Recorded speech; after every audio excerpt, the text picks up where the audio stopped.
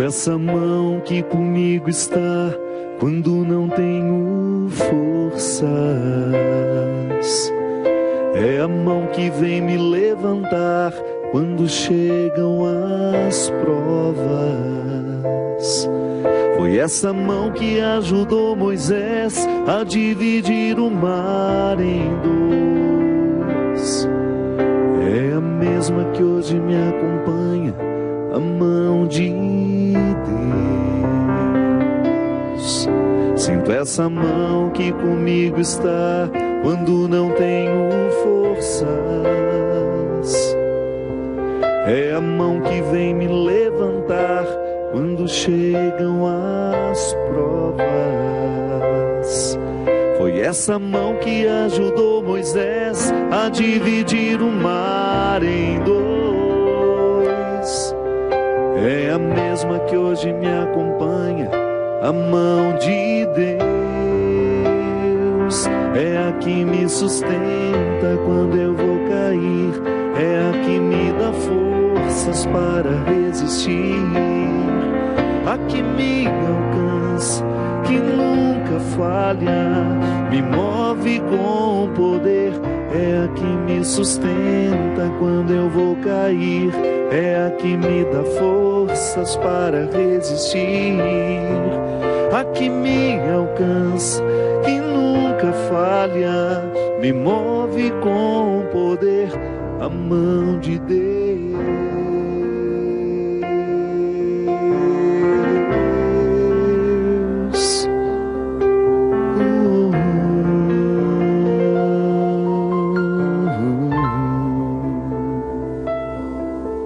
Sinto essa mão que comigo está quando não tenho forças. É a mão que vem me levantar quando chegam as provas. Foi essa mão que ajudou Moisés a dividir o mar em dois. É a mesma que hoje me acompanha, a mão de Deus. É a que me sustenta quando eu vou cair, a que me dá forças para resistir, a que me alcança, que nunca falha, me move com poder. É a que me sustenta quando eu vou cair, é a que me dá forças para resistir, a que me alcança e nunca falha, me move com poder, a mão de Deus,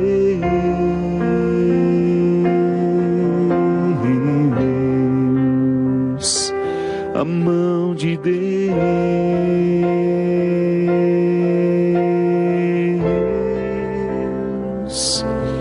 Muito boa noite, com muita alegria que nós começamos mais um programa Direção Espiritual.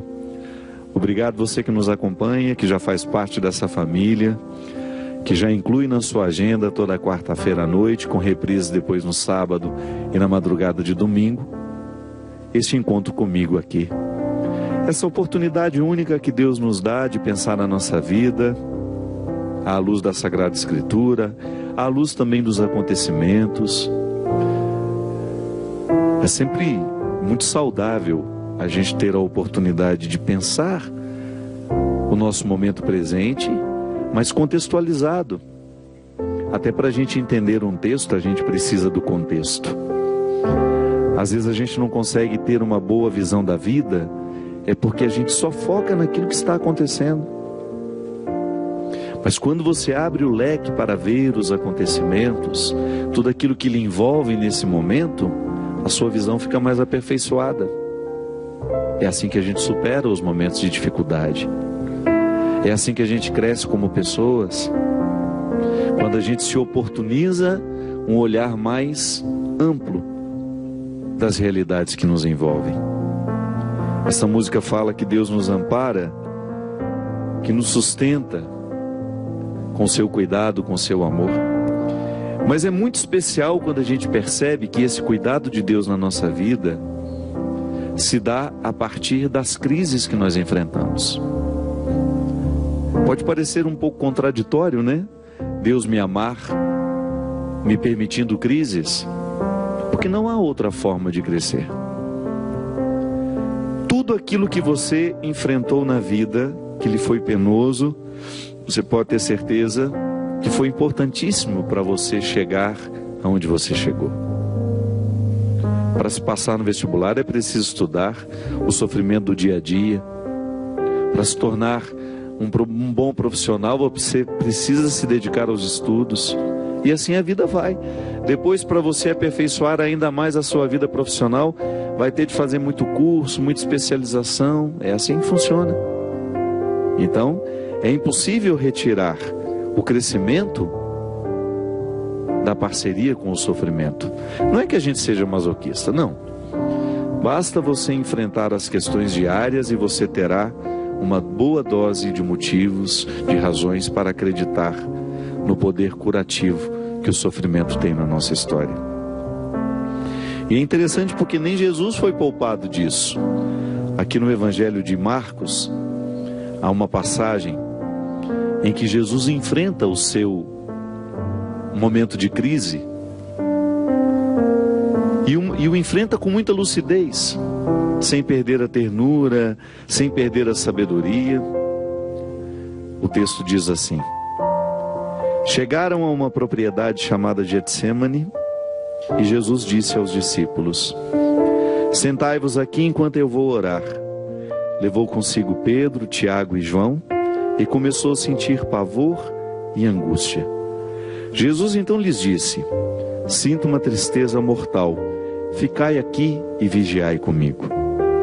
Jesus foi um pouco mais adiante, caiu por terra e orava para que aquela hora lhe fosse possível e que passasse dele. Ele dizia: Abba, Pai, tudo é possível para ti. Afasta de mim este cálice. Mas seja feito não o que eu quero, porém o que tu queres. E quando voltou, encontrando os discípulos dormindo, Jesus disse a Pedro: Simão, estás dormindo? Não foste capaz de ficar vigiando uma só hora comigo? Vigiai e orai para não cairdes em tentação. O espírito está pronto, mas a carne é fraca. Jesus afastou-se outra vez, orou repetindo as mesmas palavras, e voltou novamente e encontrou-os dormindo, pois os seus olhos estavam pesados de sono. Eles não sabiam o que responder. Ao voltar pela terceira vez, ele lhes disse: ainda dormis e descansais? Basta, chegou a hora. Vede, o Filho do Homem está sendo entregue às mãos dos pecadores. Levantai-vos, vamos, aquele que vai me entregar está chegando. Quem já teve a oportunidade de estar em Jerusalém, certamente visitou o Getsêmani, que é esse lugar onde nós temos aquele jardim de oliveiras lindo, o jardim da agonia, um lugar muito especial.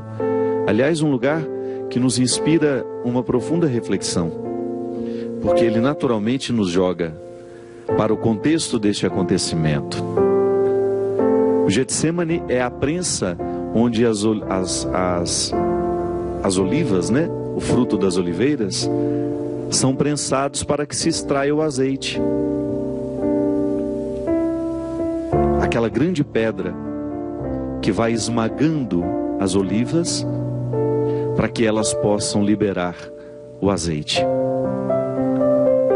É interessante a gente pensar que o Getsêmani é o lugar onde você retira o que há de melhor do fruto. Sim, se a oliva não for esmagada, não se chega ao azeite que ela pode oferecer. É preciso que o movimento daquela grande pedra arranque do pequeno fruto o que ele tem de melhor. Não é à toa que Jesus foi sofrer num lugar deste, né? E não é à toa que essa construção literária nos coloca diante de uns momentos mais difíceis da vida de Jesus. Ele está prestes a ser morto, prestes a enfrentar todo o sofrimento da tarde santa, naquela sexta-feira que para nós, dentro da Semana Santa, é um momento especial para a nossa reflexão também. Mas Jesus está prestes a viver o seu Calvário e Ele sabe disso. Ele chama os amigos para estarem com Ele, e nem esses amigos são capazes de participar do sofrimento dele. É interessante isso, né? Porque o que Jesus queria ali naquele momento era a companhia de amigos. Você entende muito bem o que isso significa? Porque também no momento do seu sofrimento você não gosta de ficar sozinho. É bom você ter alguém que você ama do lado, para lhe ajudar a viver a prensa do sofrimento.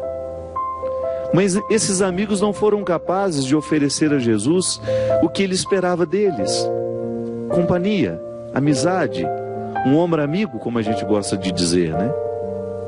E ele precisou enfrentar tudo sozinho. Mas enfrentou com muita dignidade. E enfrentou ensinando-nos.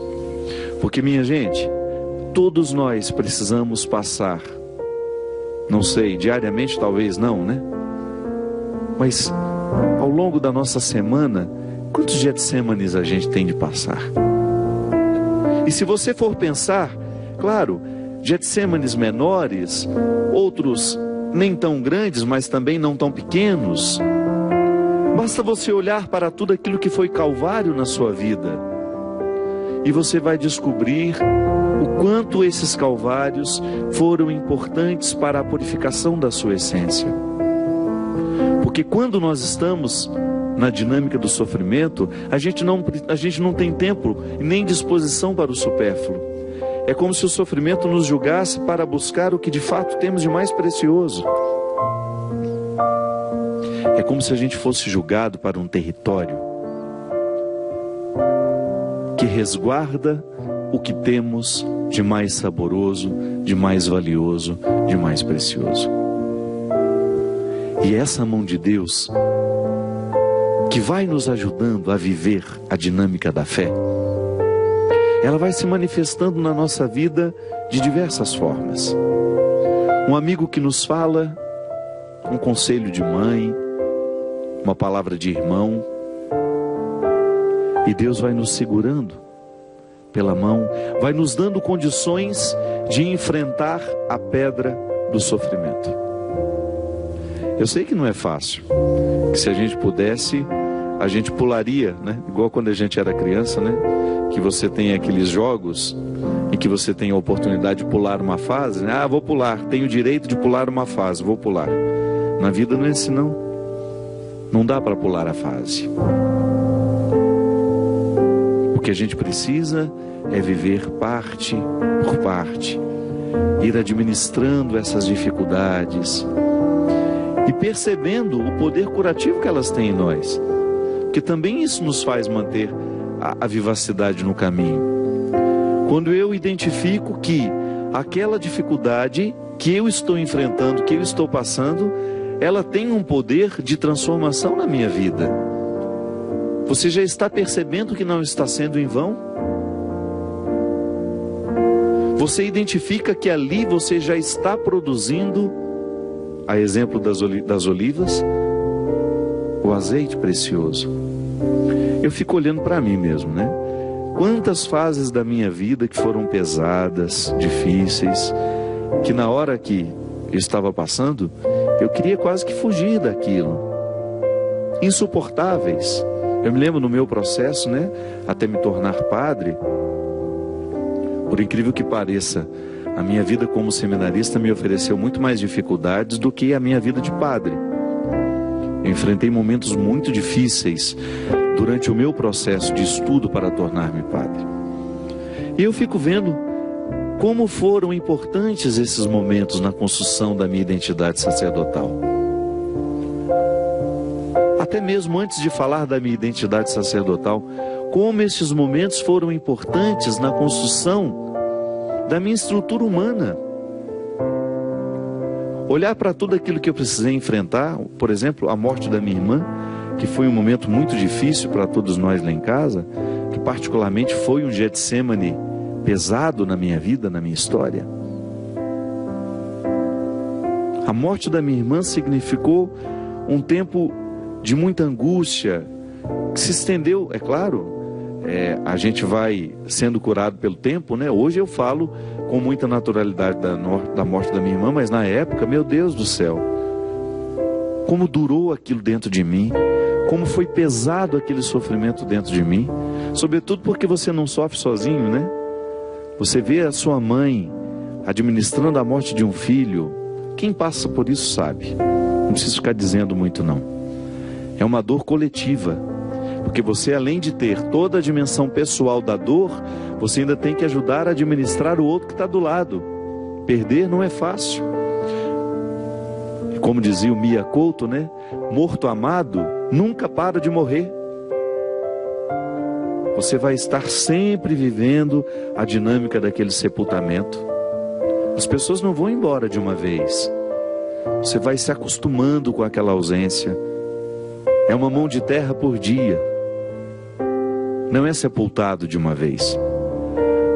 Mas ao mesmo tempo, quando você olha para tudo isso um tempo depois, você vai descobrir que os acontecimentos, por mais dolorosos que eles sejam, eles trazem uma grande carga de ensinamento, de aprendizado. Como a Vânia, né? Aqui, semana passada a gente mostrou, nós estamos relançando o livro um novo formato agora, quando o sofrimento bater à sua porta, formato mais leve, mais... Aqui nesse livro eu conto a história da Vânia, uma amiga minha madrinha de ordenação lá de Terra Boa. Quando o Gustavo morreu, o filho dela, que na época tinha 14 anos, estava indo de férias e um acidente muito trágico matou o Gustavo. Vânia e o Caião, que é o apelido do meu padrinho querido, que é o esposo da Vânia, pai do Gustavo, viveram momentos terríveis. Eu estive o tempo todo ao lado deles, morava lá naquela época em Terra Boa, e vi como foi difícil para aquela família o sepultamento daquele menino. Eu vi de perto essa dor. Como foi penoso para eles sepultarem o filho, o corpo, e também todas as esperanças, todos os sonhos que os pais, que eles alimentavam junto àquele menino. Porque quando morre um filho, morrem sonhos, morrem esperanças, morrem projetos. E você precisa conviver com tudo isso. É o Getsemane deles, né? Eu acredito que tenha sido o pior Getsemane daquela família. Sim, e ainda administrar o sofrimento dos dois filhos, da Thaís e do Alessio. Um tempo depois, eu acho que um ano e meio, eu de volta naquela casa, já não morava mais em Terra Boa, tinha ido jantar com eles. E aí estávamos na sala, eu, Caião e Vânia, conversando, e de repente entrou esse assunto. E a gente falava do quão doloroso foi enfrentar aquele momento. E a Vânia, eu me lembro, derramando uma lágrima assim, muito serena já naquele rosto, porque a Vânia é uma grande mulher, é uma pessoa que sofre com muita dignidade, sempre foi uma mulher de muita dignidade. Quando aquela lágrima correu e ela me disse assim, a morte do Gustavo foi o momento mais difícil da minha vida, mas foi também o mais especial, porque eu pude visitar no meu coração algumas realidades que nenhuma outra alegria havia me proporcionado. A morte do meu filho me levou a um autoconhecimento que até então eu não havia conquistado. É claro que a gente não deseja isso a ninguém. É claro que é muito melhor a gente crescer mesmo sem esses Getsêmanes tão cruéis. É claro que nós não desejamos a morte dos nossos filhos para a gente poder crescer. Não. Mas o fato é que quando o sofrimento bate à nossa porta, como sugere bem este livro, o que a gente mais precisa fazer é olhar esse sofrimento de perto. Não desviar os olhos dele. E prestar atenção no que ele pretende nos dizer. Para que ele não seja em vão. Para que as nossas perdas não sejam em vão.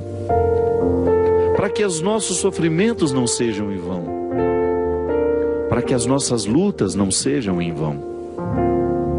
Fazer o mesmo que a Vânia fez, permitir que a dor se torne também uma oportunidade especial, sentir que essa mão de Deus nos conduz assim, e que não será diferente do que foi para Jesus, que também no momento do seu sofrimento sentiu-se sozinho, achava que tinha alguém ao lado dele. Não. Por mais que a gente queira, por mais que a gente tenha gente ali do lado, em última instância o sofrimento é absorvido ali na solidão. Por mais que eu queira dividir, chego num limite que não dá mais para dividir. Por mais que o outro esteja do meu lado, é meu, e eu preciso dar conta de tudo isso. É uma questão de maturidade, minha gente. É uma questão de amadurecimento mesmo. Eu ter condições de olhar para aquilo que é penoso na minha vida e colocar isso a favor do meu crescimento, do meu amadurecimento pessoal. Volto a dizer, a gente não precisa correr atrás do sofrimento. Ele virá, ele é natural na nossa vida. A gente sofre justamente porque a gente é criatura, a gente é limitado. O simples fato de você amar, amar é sofrer, não é outra coisa. Quando você ama, quando você escolhe amar, quando você escolhe ter um filho, até quando você escolhe ter um cachorrinho dentro de casa, você escolhe amar aquela criatura, você iniciou um processo de sofrimento. Porque o sofrimento, o amor, ele gera insegurança, medo de perder. Perdeu a paz para o resto da vida. Põe um filho no mundo e você perde a paz para o resto da vida. Ah, padre, que visão pessimista. Não é não. Isso é realismo. Você vive mais feliz quando ama. Mas você fica muito mais desassossegado porque ama. Mas esse desassossego é bom. Ele nos motiva, ele nos instiga. Ele nos faz mais vivos. Ele traz vivacidade aos nossos dias. É bom amar. Mas a partir do momento que você ama, você sofre porque você é criatura. Então o sofrimento será sempre inerente à condição humana. Jesus sofreu neste momento justamente porque a encarnação dele não foi só aparente, ele encarnou de verdade, foi homem de verdade. A gente fala isso na Cristologia. O mistério da encarnação não é só um teatro, não, ele tornou-se verdadeiramente homem. E sendo verdadeiramente homem, experimentou os sentimentos humanos. Sofreu a dor do amigo, de ver o amigo morrer, sentiu sede, sentiu fome, sentiu frio, sentiu medo da morte, sentiu a solidão de mesmo ter amigos ali por perto, eles estarem dormindo e indiferentes àquilo que se passava com ele. Só com essa passagem a gente tem que tirar, da nossa cabeça a pretensão de que o outro será tudo para nós. Não, nem Jesus conseguiu ter amigos assim. Os outros estarão de acordo com suas possibilidades, mas eu preciso estar com todas as minhas possibilidades. São as minhas possibilidades que vão definir o quanto esse sofrimento me fará crescer ou não. O quanto esse sofrimento vai me edificar. E me edificando, gente, comece a edificar os que estiverem ao meu lado e aqueles que passarem por mim depois que aquela dor me visitou. Sim, porque depois que você vence essa dor, depois que você vence esse sofrimento, você vai para a estrada com uma disposição que você não tinha antes. Se você levar a sério o poder curativo que o sofrimento tem, essa dor que hoje lhe visita, que lhe deixa desassossegado, essa perda que hoje você precisa enfrentar, permita que Deus coloque essa mão, permita que Deus lhe conceda esse amparo, para que você tenha a coragem de desafiar-se, ir além e viver com muita serenidade e sabedoria esse momento de dor que hoje você está enfrentando. É a mão dele que lhe sustenta. Da mesma forma como você sustentou o seu filho. Não há diferença. O mesmo que Deus ofereceu a Jesus, Ele oferece a nós também. A coragem de ir adiante, de subir a saladeira da dor, chegar ao Calvário e depois da morte experimentar essa ressurreição. E eu não falo de uma morte do corpo, não. Eu falo da morte que todo sofrimento provoca em nós. É quando, por exemplo, você se decepciona com uma pessoa, naturalmente morre alguma coisa dentro de você. Mas essa decepção não pode lhe amargurar. Ao morrer aquilo que antes era tão vivo dentro de você, permita que você se torne melhor. Comece a ver as pessoas com menos ilusões. Olhe-as com mais realidade. Ah, vai ser tão melhor conviver. Você vai ficar mais maduro, vai ficar esperando menos dos outros e recrutando mais de si mesmo. Quem espera muito do outro, recruta menos de si mesmo. Quem recruta menos de si mesmo, perde a oportunidade de crescer como pessoa. Nós vamos para um rápido intervalo e a gente volta já já com o programa Direção.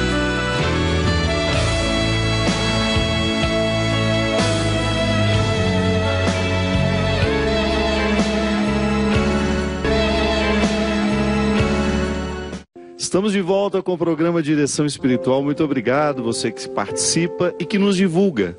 Você sabe que a Canção Nova cresce assim, né? A partir do momento que um programa da Canção Nova faz bem ao coração de uma pessoa, ela se torna uma divulgadora.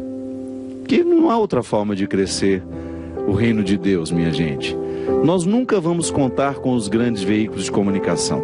De vez em quando até temos a oportunidade de estar lá. Mas não é o grande objetivo deles. O nosso objetivo é divulgar o reino de Deus. E Jesus já dizia que ele começa pequenininho como uma semente, que depois vai crescendo, crescendo, crescendo. E se a gente é fiel a esse crescimento, ninguém pode barrar os frutos que ele vai produzir. É assim que a Canção Nova cresce. Você sabe que às vezes você pode pensar, o que eu contribuo com a Canção Nova é tão pouco. Pois é. Essa obra vive miraculosamente do pouco que as pessoas oferecem. Você acha que aqui nós temos grandes doações? Nada. São as moedinhas. São as nossas contribuições pequenas. Tudo aquilo que nós fazemos aqui. Você sabe que ninguém aqui tem salário, não. Claro, os meninos, os câmeras, sim. Mas nós que fazemos o trabalho de apresentadores, não. Nosso trabalho aqui é pelo contrário, a gente paga para vir. E com muito prazer, com muita alegria nós estamos aqui. Você sabe por quê? Nós acreditamos no resultado desta evangelização. Você acha que eu ia gastar 10 anos da minha vida fazendo parceria com um veículo de comunicação que eu não acreditasse no fruto que ele produz? Não. E hoje eu sou muito feliz por ter um trabalho especial aqui na Canção Nova. Por ter a oportunidade de estar aqui na Canção Nova, aliviando o sofrimento de muita gente que me assiste, mas sobretudo despertando essas consciências para um novo jeito de ser gente. Aqui no primeiro bloco a gente falava do sofrimento, né? Eu preciso despertar a minha mente para que ela deixe de sofrer, porque o sofrimento é todo aqui. A Canção Nova é um instrumental para despertar essas consciências, para que a nossa vida em Deus seja tão coerente, que possa provocar em nós essa mudança substancial. Porque quando existe a coerência do Evangelho na nossa vida, nós naturalmente vamos buscar, nós vamos encontrar o melhor caminho a seguir. Hoje nós não temos o Christian, mas temos o Lucas. Muito obrigado, meu querido amigo. Primeira vez aqui no programa com a gente. Espero que volte sempre. O nosso Christian vive de férias, então não vai ser muito difícil você ser convidado. Deve estar na Noruega, na Dinamarca, ele está sempre viajando. Enquanto a gente vai, com a mesma naturalidade que eu vou a Tremembé, Christian vai para a Escandinávia. Impressionante. Poder viajador desse menino. Ele e Camila. É um casal, não sei se você já conhece a esposa de Christian, precisa conhecer. Que mulher bonita, que mulher trabalhadeira, né? Uma pessoa fantástica, um casal muito bonito. Gente, Nós estamos aqui com o nosso novo lançamento, Deus no Esconderijo do Verso, ao vivo no Teatro Municipal do Rio de Janeiro. Pode focalizar aqui, por gentileza. Nós temos 3 versões deste trabalho. Projeto gravado ao vivo com orquestra sinfônica, um trabalho muito bonito, com participação da Elba Ramalho, da Fafá de Belém, do Fagner e da Lucia Alves. Esse produto você pode adquirir aqui agora, ligando no 0 operadora 12 3186 2600. Falei o número bonitinho? Falei? Tô bom de memória, né? Porque devia ter uns 3 anos que eu não falava esse número mais. Esses produtos, volto a dizer, quando você compra aqui na Canção Nova, você está contribuindo para a evangelização continuar acontecendo. Nós não temos aqui, nós não temos propaganda, você já observou. A gente não anuncia nada aqui, a não ser produtos de evangelização, que são comercializados pelo Davi, o nosso departamento de audiovisuais, essas palestras que vocês compram, os CDs que vocês compram, os DVDs, os livros. Esse livro também você pode comprar aqui pelo site, pelo telefone, e você vai receber na sua casa, e você pode também oferecer. Às vezes você fica, gente, o que eu vou dar de presente para aquela pessoa? Dê um produto que possa fazer bem ao coração dela. Uma boa música, uma boa leitura. Estava dizendo, esse produto ele tem 3 versões. O DVD simples, que está aqui. O CD ao vivo, que está aqui. E esse kit ostentação. Gosto de brincar que é um kit ostentação. Porque olha que tanto de coisa que tem nele. Tem quase uma escritura numa casa aqui também, olha. Aqui você tem o DVD e 2 CDs ao vivo. Porque aqui, na verdade, nesse CD você não tem o show completo. Tem algumas músicas só. Já nesse kit aqui, você tem o DVD mais os 2 CDs. E tem também aqui alguns postais para você dar à sua tia, sua avó, sua vizinha, que gosta de mim, é claro, né? Tem vários postais para você oferecer às pessoas que você ama. Então colocar lá no túmulo do seu pai, uma oração, uma coisa assim. Kit ostentação. Claro que você não vai falar assim quando você ligar, você fala que você quer o box completo. O kit ostentação é uma brincadeira que eu faço, viu? Quero convidar também a Canção Nova, em parceria com a Obra de Maria. Ela realiza viagens evangelizadoras. E com essas viagens, também a Canção Nova e a Obra de Maria mantêm as suas obras, seus trabalhos. Canção Nova não só é um trabalho de evangelização, como também assistencial. Se você vier à Cachoeira Paulista, você vai ver as obras de caridade que a cidade recebe através da Canção Nova. E eu estou programando uma viagem com vocês a partir do dia 18 de outubro. Vocês viajarão na minha companhia. Nós vamos para a Polônia, para a República Tcheca e para a Alemanha. Nós vamos viver uma experiência muito bonita neste ano da misericórdia, na terra da misericórdia.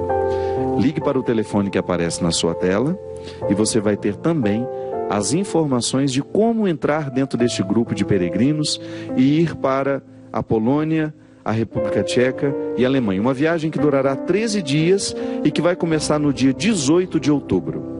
Dia 18 de outubro a gente sai do Brasil e no dia 30 a gente retorna. Se você quiser, ligue a Obra de Maria Canção Nova, fazem um dólar muito especial, sempre abaixo do dólar que está atualmente, para justamente dar a oportunidade a muitas pessoas que querem se presentear, né? Porque eu sempre digo isso, a melhor maneira de você, se você tem condições, a melhor maneira de gastar o seu dinheirinho é fazendo uma viagem, se dando esse presente de vez em quando. E como peregrino, então, porque na peregrinação a gente não só vai fazer turismo, a gente vai para fazer uma busca espiritual. Eu particularmente volto renovado dessas peregrinações, por causa das amizades que a gente faz, a convivência tão agradável que a gente tem a oportunidade de estabelecer, mas sobretudo pelo efeito que esses lugares santos provocam no nosso coração.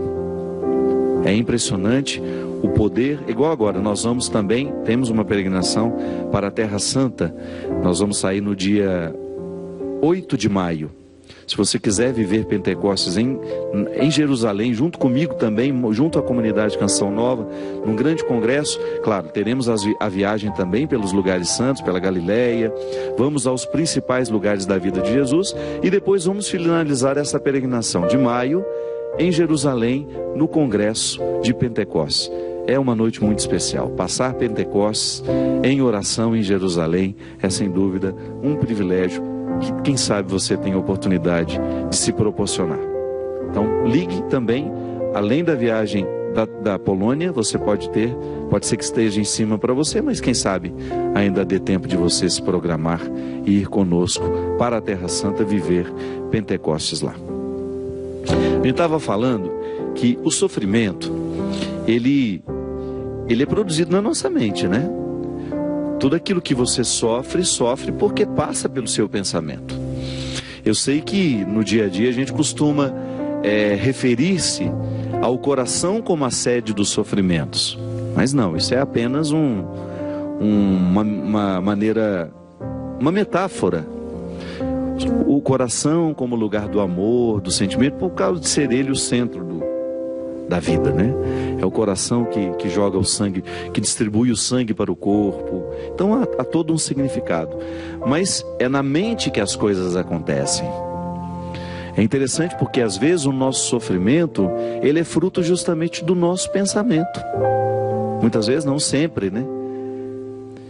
Você corrige o pensamento, você naturalmente corrige o sofrimento. Eu posso muitas vezes estar sofrendo porque eu estou interpretando uma realidade de maneira equivocada. Isso é uma maneira elegante de chamar o outro de burro, né? Compreender de maneira equivocada é a gente ser burro. É a gente deixar de lado a inteligência e ser movido por uma bobagem, muitas vezes por um sentimento mesquinho, bobo. É igual quando você tem um ciúme infundado. O ciúme faz sofrer, provoca sofrimento na vida da pessoa. O sofrimento é fruto de insegurança. O ciúme, ele nasce da insegurança que a pessoa tem. E às vezes a pessoa perde noites de sono porque está sofrendo enciumada. Aqui, ó, é aqui que a gente corrige, né? É na cabeça. É quando você começa a olhar para o outro de um jeito diferente e você corrige dentro de você. E vai fazendo esse movimento bonito.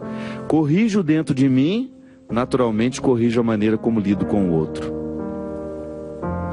É tão interessante, minha gente, quando você pega a palavra de Paulo e ele fala que é na transformação das nossas mentes, é a partir da transformação da mente que nós podemos ser de fato cristãos. É a mentalidade que me move. Nós estamos vendo o nosso país passando por momentos tão difíceis, tanta corrupção vindo à tona, pessoas que a gente acreditava, né? De repente você sendo surpreendido pelas informações, as desonestidades sendo vindo todas a público, aquilo que antes eram nos submundos da política, de repente tudo às claras. Pessoas aparentemente cristãs, ou que se dizem cristãs, sendo parceiras da desonestidade, da corrupção. É porque a conversão ainda não aconteceu na mente. Porque quando eu vivo a dinâmica da conversão, eu naturalmente vou respeitar o Lucas. Eu naturalmente vou fazer de tudo para nunca ser desonesto com ele. Eu não vou roubar daquele que está do meu lado. É a minha consciência que me ilumina, é a mente, é aqui. É a maneira como eu penso, meu irmão. Se de repente eu sou prefeito de uma cidade, se eu sou governador, se eu sou o presidente da república, eu tenho que olhar para o bem público como uma oportunidade que eu tenho de administrar este bem público para que todos possam usufruir, e não para o meu benefício próprio. Quando a gente fala, aquele político é cristão, tá bom, isso não quer dizer nada. Eu quero ver a atitude, é cristã. O passado, a idoneidade, o que escolhe viver dentro da política, o bonifica como um cristão de verdade? expõem como verdadeiro cristão? Então é aqui. Então é na nossa mente, é na nossa cabeça que todas as transformações podem acontecer. E é preciso estar muito atento para que essa mentalidade também passe pelo crivo do sofrimento. A gente começou falando, do Getsemane, esse momento da purificação de Jesus. A gente dizia que o Getsemane é aquela pedra que vai esmagar a oliva para que ela libere o azeite. É isso mesmo. A minha mente precisa passar pelo processo da purificação. E a gente não cresce, a gente não fica mais justo na alegria, a gente fica mais justo no sofrimento, quando você precisa encarar as suas desonestidades pessoais. Porque todos nós somos vítimas de nós mesmos. Todos nós carregamos este peso de nem sempre fazer o bem que a gente sabe que deve fazer. Então eu vou vivendo essa purificação, vou transformando o meu coração, a minha mente, à luz desse evangelho que me é exigente, que me exige mesmo diariamente. Então é interessante, quando você olha para o que lhe faz sofrer, você vai identificar um jeito de pensar as coisas. E quando você se dispõe a modificar a maneira como você pensa as coisas, você inicia um sofrimento purificador, que vai lhe arrancando daquele processo opressivo que até então você estava. Dei o exemplo do ciúme e volto a ele. Uma pessoa que é movida pelo ciúme, ela não tem paz. Ela vive para observar o que o outro está fazendo, quem estava com ele, quem foi com ele, quem deixou de ir, com quem que ele falou, com quem ele deixou de falar. E a pessoa vai se sentir sendo preterida, Ela vai se imaginando assim. A partir do momento que ela pensa, não faz sentido eu pensar assim. O outro tem o direito de ter a vida dele, e eu estarei ali, eu participarei de acordo com a minha possibilidade e com a abertura que eu posso alcançar. Aí, naturalmente, você começa a pensar diferente, o outro e você. Agora, quando eu percebo que o meu pensamento é capaz de me libertar das minhas angústias, você ganha um grande aliado, que é a reflexão. A reflexão é o melhor remédio para curar as nossas angústias, os nossos sofrimentos, porque quando refletimos com sabedoria, com equilíbrio, a gente tem uma possibilidade de expulsar de nós os sentimentos opressivos. Dá certo, viu?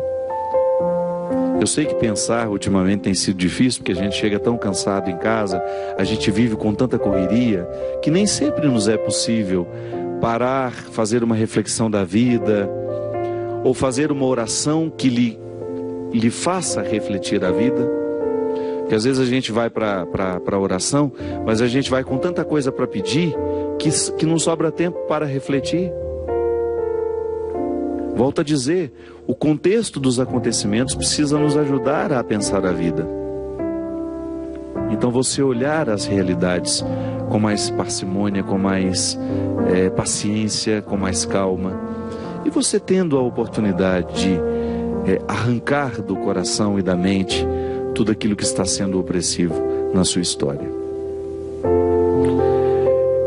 Eu particularmente penso que quanto mais a gente traz a reflexão para a nossa vida, mais a gente vai ficando libertado. Jesus dizia isso, Conheceis a verdade e a verdade vos libertará. Qual é essa verdade? Como é que nós chegamos ao conhecimento da verdade? Mergulhando em nós mesmos. Se você quiser conhecer a verdade, você tem que mergulhar em si mesmo. É aqui dentro que tudo está revelado. Quando eu começo a ter o conhecimento do meu funcionamento, eu deixo de ser alheio a mim mesmo. Aí eu começo a lidar melhor comigo. É interessante, minha gente. Também muitos dos nossos sofrimentos nascem e são mantidos porque a gente não sabe lidar muito bem com a gente. Passamos às vezes uma vida inteira, né? Sem se aventurar. A gente passa a vida sem se aventurar na experiência do autoconhecimento. A gente vive para fora demais. A gente vive o tempo todo para fora, para fora, para fora. Isso vai nos tornando pessoas fúteis, sem consistência. E é tão triste isso, quando você percebe que está lhe faltando consistência. Porque quando nos falta consistência, a gente não para em pé. Do ponto de vista humano, Jesus deu conta de viver o Getsêmani dele, apesar do sofrimento, apesar de ter achado difícil, a Sagrada Escritura nos diz isso. Ele deu conta por causa da consistência humana que ele alcançou ao longo da vida. Jesus não brincou de ser gente. Ele levou a sério a possibilidade de ser o filho de Maria, de ser o filho de José.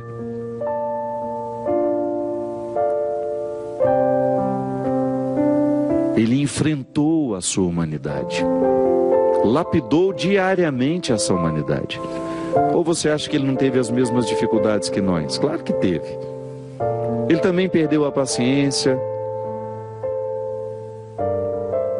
Ele também experimentou a intolerância nele, claro. Mas foi ali, lapidando, entrando em consonância com a essência divina que lhe era inerente. Ele precisava administrar nele todas as suas possibilidades humanas para ele levar até o fim essa missão.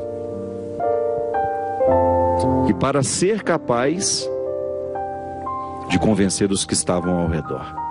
Porque isso é tão interessante a gente pensar também, né? Que essa coerência pessoal de Jesus é que deu a ele os seguidores que ele teve.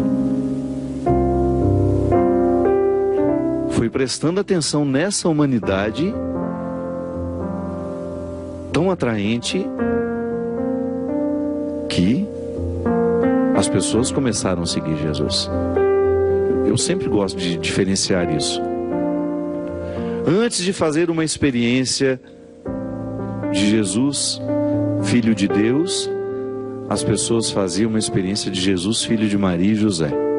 Um ser humano inesquecível. Um ser humano admirável. Pode parecer herético, não, mas não é não. Não há divisão aqui. Eu estou querendo apenas pedagogicamente lhe chamar a atenção para a dimensão humana que Jesus cuidou diariamente em si mesmo. Mesmo porque o Cristo glorificado somente depois da ressurreição. Até então, era a experiência de um Jesus humano, de um homem que era capaz de amar os miseráveis, de um homem que tinha o tempo todo um coração solidário a entregar aos pobres, de um homem que era capaz de se aproximar dos leprosos, das prostitutas, dos ladrões, que tinha palavras bonitas, transformadoras, que tinha um discurso atraente, porque apresentava uma nova maneira de ver o ser humano e Deus, e tinha uma maneira diferente de interpretar o ser humano na relação com esse Deus. Ah, isso aí, tudo inspirado pelo Espírito, claro, mas humanamente, verdadeiramente encarnado. Um ser humano inesquecível. Um ser humano formidável, poderíamos dizer.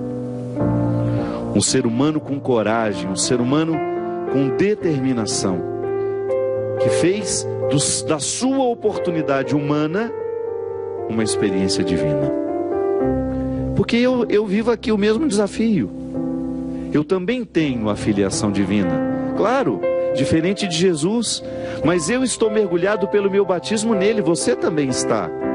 Então nós temos a oportunidade de viver também esse aprimoramento humano, claro, com mais esforço, porque eu sou pecador, você também, mas nós somos auxiliados pela graça divina.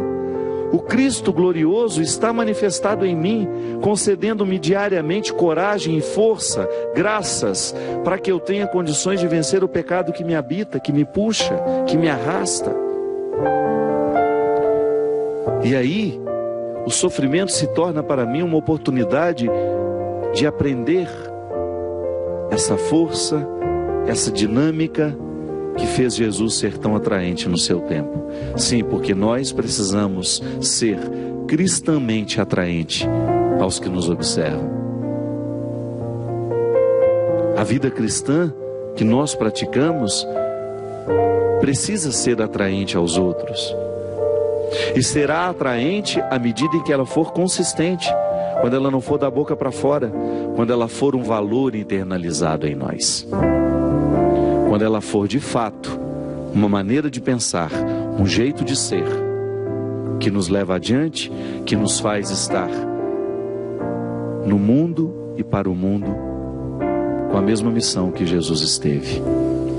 Claro, nós somos muito limitados, mas foi Ele mesmo que nos disse que nós podemos fazer as mesmas coisas que Ele fez. Nós também podemos expulsar o demônio do mundo, nós também podemos expulsar a injustiça do mundo, nós também podemos proclamar a verdade e estabelecê-la como uma regra de vida. Basta a gente ter disposição de sofrer toda vez que for difícil ser assim. Não ter medo do sofrimento que nascerá desta opção cristã. Sim, para eu ser cristão, eu preciso sofrer diariamente os desafios da vida cristã. Ah, mas o fruto é muito bom, porque a gente se torna uma pessoa muito melhor a partir dessa luta. Derrame sobre nós, sobre os nossos corações, sobre as nossas vidas, a bênção e a proteção do céu, do Deus Todo-Poderoso, Pai, Filho e Espírito Santo. Amém. Até a semana que vem, se Deus quiser. Sinto essa mão que comigo está quando não tenho forças. É a mão que vem me levantar quando chegam as provas.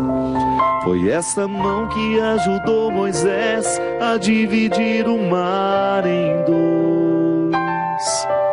É a mesma que hoje me acompanha, a mão de Deus. Sinto essa mão que comigo está quando não tenho forças. É a mão que vem me levantar quando chegam as provas. Foi essa mão que ajudou Moisés a dividir o mar em dois. É a mesma que hoje me acompanha, a mão de Deus.